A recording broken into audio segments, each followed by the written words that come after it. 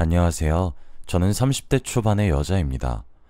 제가 이렇게 사연을 보내게 된 이유는 제가 정말 아끼고 아꼈던 자매처럼 친했던 언니를 고발하고 싶어서입니다. 아무래도 사연으로 보내는 터라 어쩔 수 없이 가명을 사용해야 하고 많은 것을 밝힐 수는 없겠지만 그래도 이렇게 사연을 보냄으로써 제 마음의 응어리도 털어내고 싶기도 해서 글을 쓰게 되었습니다. 제게는 동네에서 정말 친한 언니가 하나 있었습니다. 언니 이름은 소진이었습니다. 이제 언니라고 부르기도 싫네요. 편의상 그 여자라고 칭하도록 하겠습니다.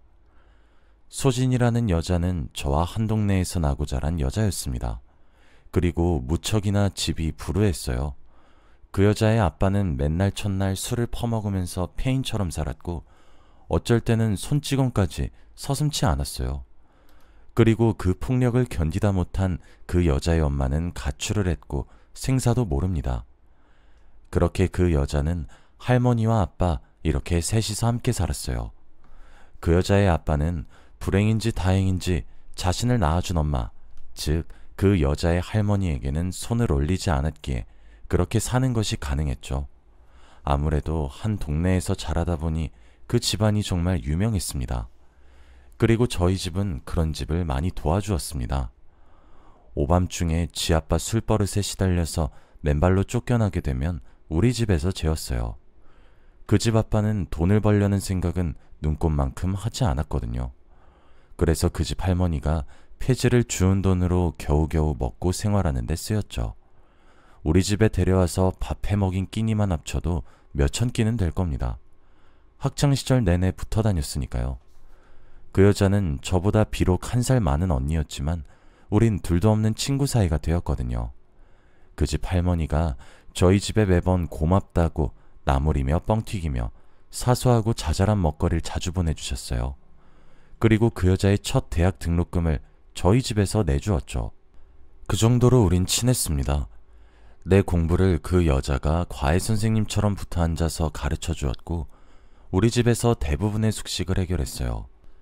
저희 부모님은 그 여자가 제 공부를 가르쳐 준다는 이유 하나만으로 달에 30만 원씩 과외비라며 용돈을 주었고 숙식과 숙박을 해결해 주었죠. 어린 나이였지만 그 여자가 우리 집에 신세를 짓고 있다는 사실을 빠르게 알아차렸어요. 하지만 하나도 아깝지 않았습니다. 저는 외동딸이었고 외로웠으며 그런 자상하고 따뜻한 그 여자를 무척이나 좋아했고 잘 따랐으니까요.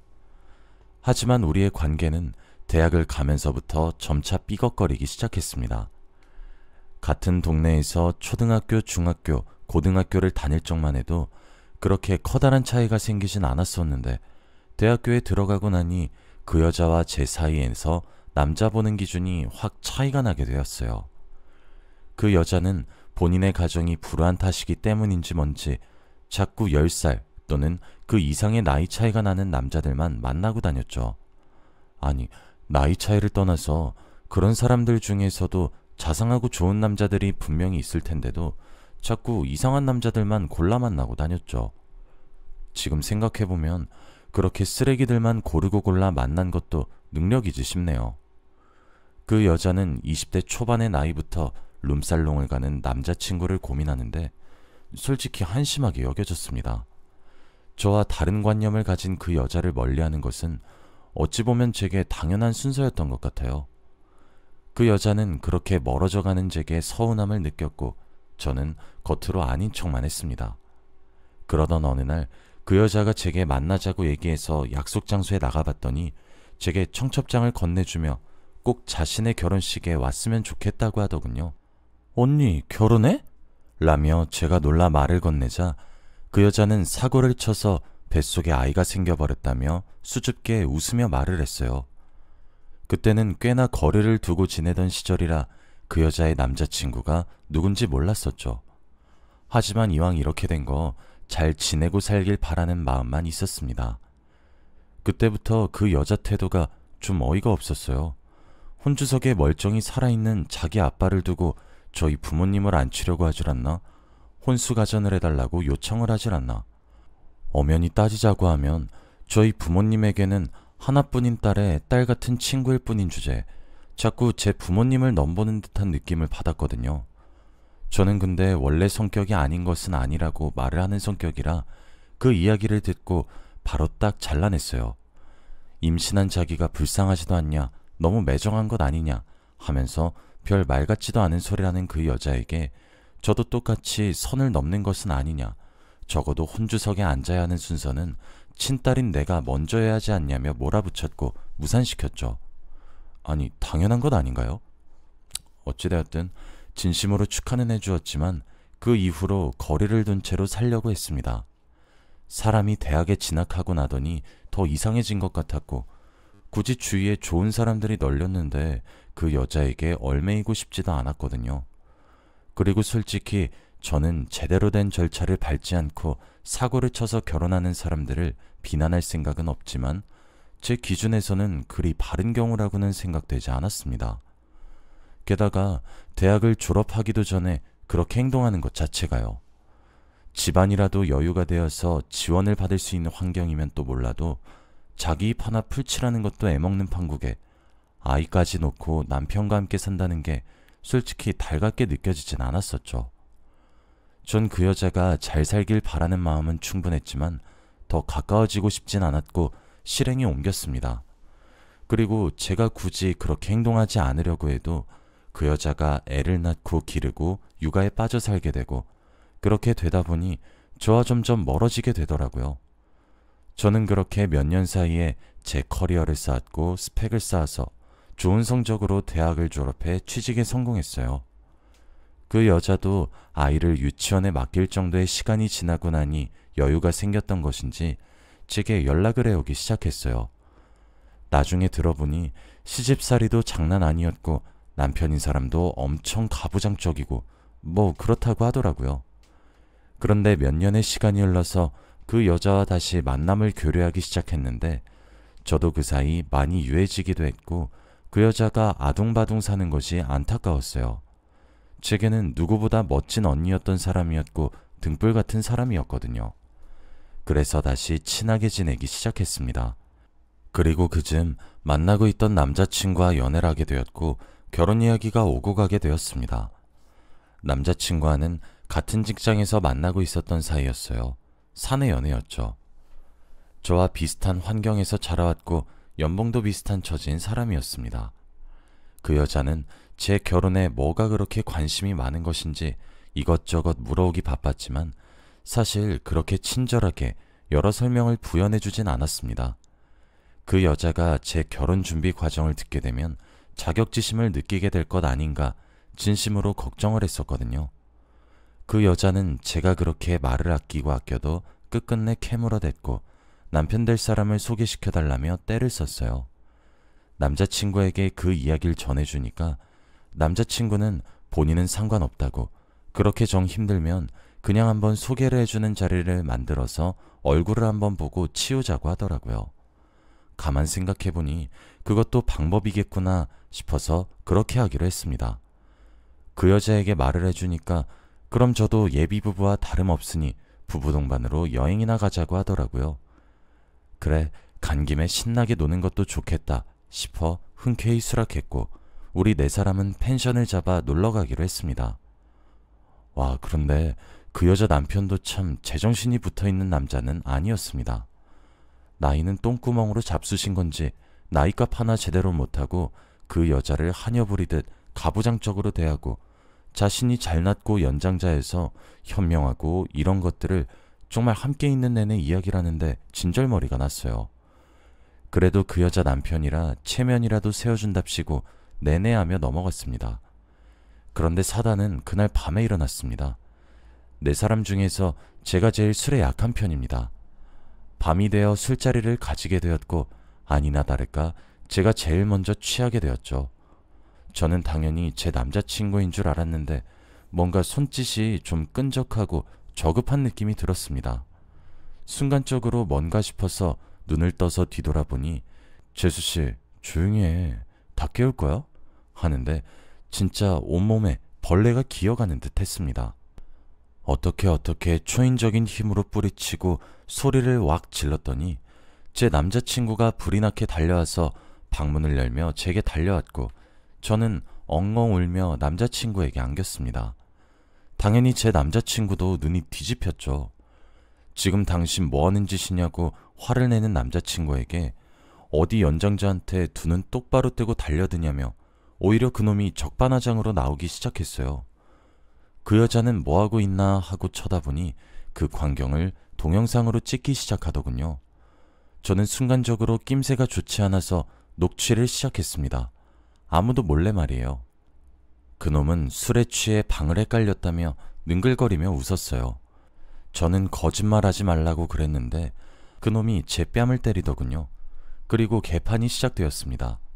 결국 저희 방의 소란에 옆 독채에서 경찰을 불렀고 경찰이 옴과 동시에 저희의 다툼은 소강되었어요. 그런데 정말 가관이었던 것은 뭐였는지 아십니까?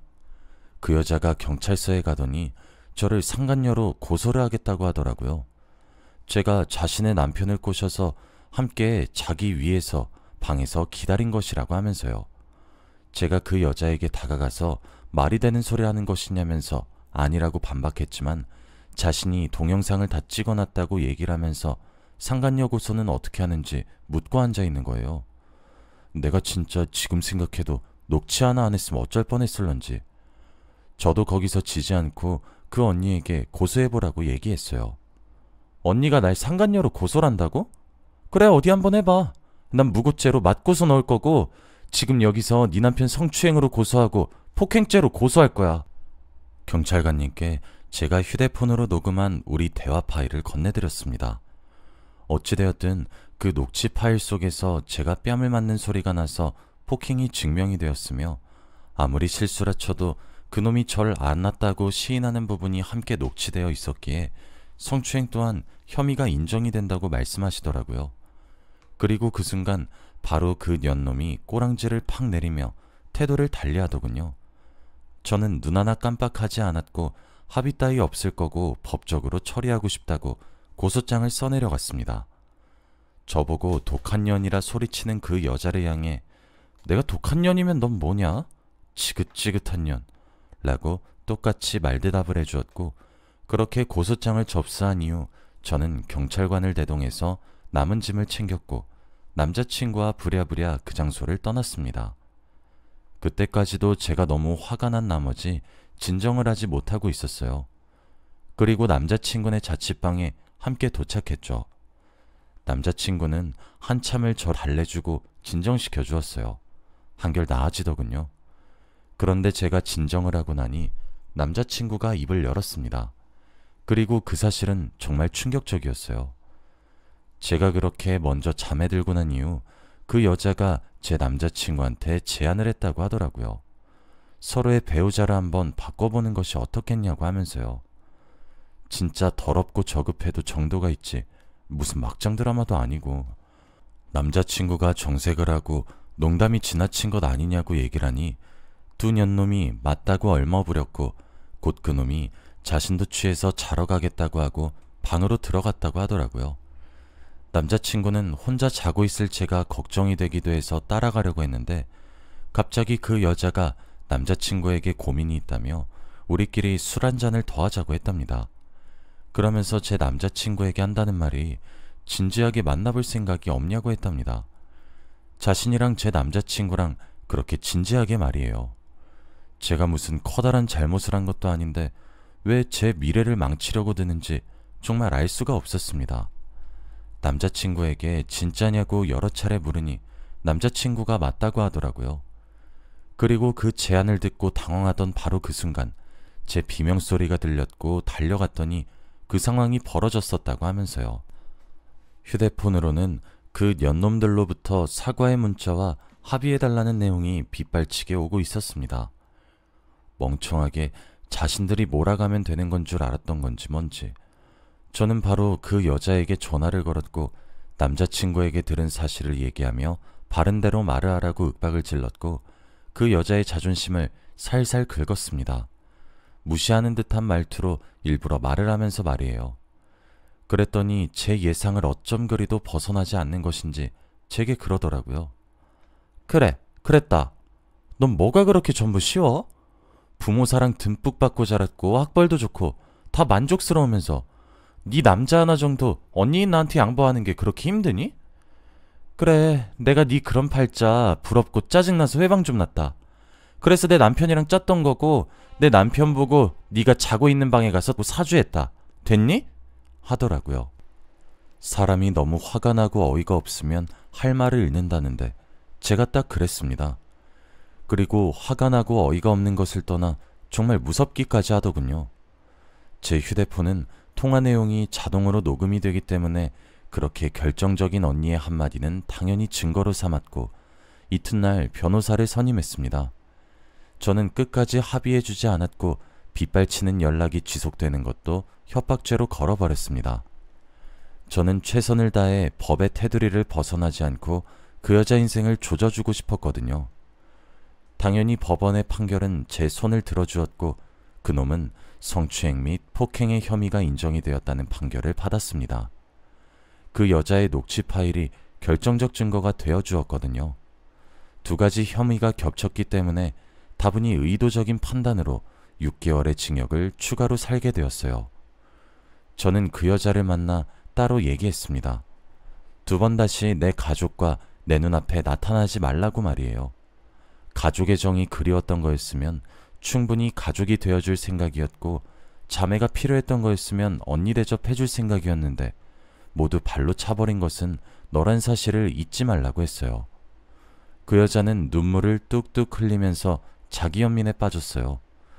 더 이상 들을 가치가 없어 두 번 다시 엮이지 말자고 얘기를 했죠. 그리고 저는 이 이야기를 본가에 낱낱이 말해주었고 만일 그 여자가 우리 본가에 찾아온다고 하더라도 절대 문을 열어주지 말고 들이지 말라고 신신당부를 했습니다. 딸 같은 친구여서 소중했어도 하나뿐인 외동딸을 건드리려 했단 사실은 충분히 저희 부모님을 분노하게 만들었죠. 그리고 저는 무사히 남자친구와 결혼을 하게 되었습니다. 남자친구와는 내년에 결혼을 하고자 했었는데 아무래도 이번 일을 겪게 되면서 남자친구가 저를 혼자 두는 것에 커다란 불안감을 느끼게 되어버려 결혼 날짜를 한참이나 앞당기게 되었어요. 들리는 이야기로는 그 이후 그 여자는 저희 집 본가에 자신의 아이와 함께 찾아왔다고 합니다. 그리고 그런 여자와 아이를 저희 엄마가 소금을 뿌리며 내쫓았다고 해요. 검은 머리 짐승은 거두는 것도 아니라더니 너 때문에 우리 딸 팔자 꼬일 뻔했는데 무슨 낯짝으로 여길 찾아왔냐고 소리를 버럭버럭 지르면서 화를 내니까 그 여자가 자신은 딸이 아니었냐고 울면서 물었답니다. 저희 부모님은 우리 딸을 괴롭게 만들어 놓고 뻔뻔하게 굴지 말라며 내쫓았고 질질 짜면서 돌아갔다고 하더라고요. 저는 정말 그 여자가 두고두고 불행했으면 좋겠습니다. 아직도 저는 악몽에 시달리면서 힘들어하고 있는데 제게 이런 상처를 남긴 만큼 불행하길 바라고 또 바랍니다. 한편으로는 그 여자가 왜 그렇게 망가진 건지 정말 알 수가 없어요. 대체 어떤 일이 생겼길래 그렇게 한 사람의 인성이 망가지는지 불쌍하고 안타까운 일인 것은 확실하지만 그렇다고 해서 제게 해를 끼치는 것을 용납할 정도로 저는 착하지 않거든요. 세상에 참 별일이 다 있다고 하는데 제가 겪은 일 또한 손에 꼽힌 만큼 기가 막힌 일인 것 같아요. 여기까지가 제 이야기입니다. 저는 앞으로 마음도 치유를 하면서 열심히 살아가 보려고 노력할 겁니다. 이번 일로 배운 것이 있다면 정말 친구는 가려 사귀어야 되겠다는 것 하나는 제대로 배운 것 같아요. 그래도 이렇게 글을 써서 하소연을 하게 되니 마음에 있던 응어리진 분노가 조금은 덜어진 것 같아요. 여러분들도 항상 조심하시길 바랍니다. 항상 행복하시고 건강하시길 바라며 글을 마칩니다. 제 글을 읽어주셔서 정말 감사합니다.